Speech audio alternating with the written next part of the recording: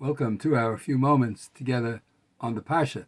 This Shabbos, we have the privilege of reading Parshas Toldos.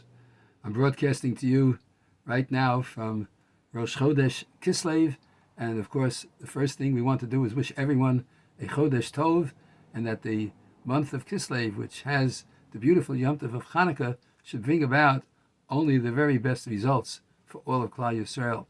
In this week's Sedra in Toldos, in the middle of the Sedra, it talks about Yitzchak Avinu and how he went around in the lands that Avraham had lived in and that he now lived in and sojourned in, that he redug the wells and even dug new wells that his father Avraham had dug.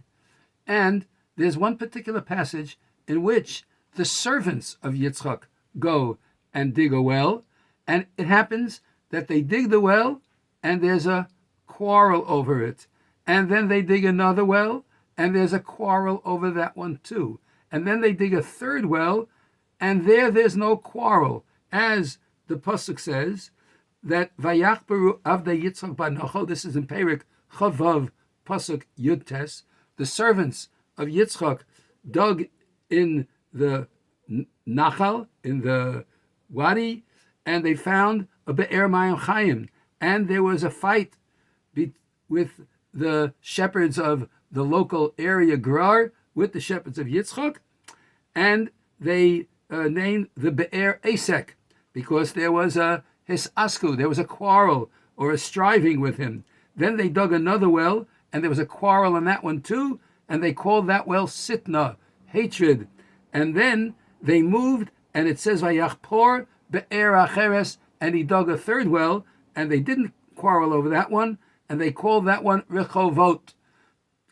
Vayomer, and he said, Ki ata hirchiv Hashem lanu ufarinu ba'aretz, because now Hashem has widened out the land, and we have been fruitful in the land. If you have an opportunity to look at the Ramban on this particular pasuk, you'll see a fascinating insight over the fact that these three wells that were dug, number one, Esek, number two, Sitna, and number three, Rechovot, was symbolic of the destruction of the first Beis HaMikdash, the second Beis HaMikdash, but the third one is going to be Rechovot.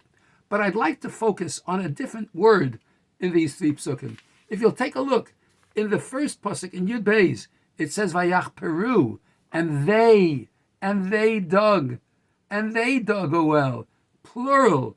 When they talk about the second well, Vayach Peru Be'er Acheres, it's they, plural, dug the well, and there was quarrel over that one too. In the third well, when there was no quarrel, it says Vayach Por Be'er Acheres, and he dug another well. Harav Avram Pesach Weinberger writes and explains, why was it that there was a destruction of the first well, a destruction of the second, but by the third there was no destruction? Because it was in the singular, Vayach Por, and it was as if all of the servants dug together and they joined together. When there is unity amongst Klal Yisrael, then when we dig a well, when we bring life and Mayim Chayim to the world, when we bring about all the gifts that the Torah has entrusted us with, and we do it with unity, that lasts forever. That's the building of the third Beis HaMikdash.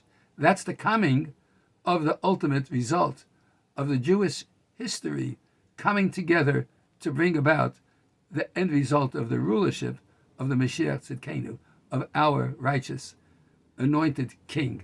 And so, in this little story about the digging of the wells is encapsulated not only the Ramban's idea of the different names of the wells and why they were so called, but also the concept of how it is brought about that in the third time there was no quarrel, because Vayach Por, he dug it as if it was done by one person, all the servants together. Let's come together and try to emulate that which Yitzchak gave us, the concept and the idea that with the unity of Klal Yisrael, the lights of Hanukkah are going to burn bright throughout the world. Have a wonderful, wonderful Shabbos and Chodesh Tov.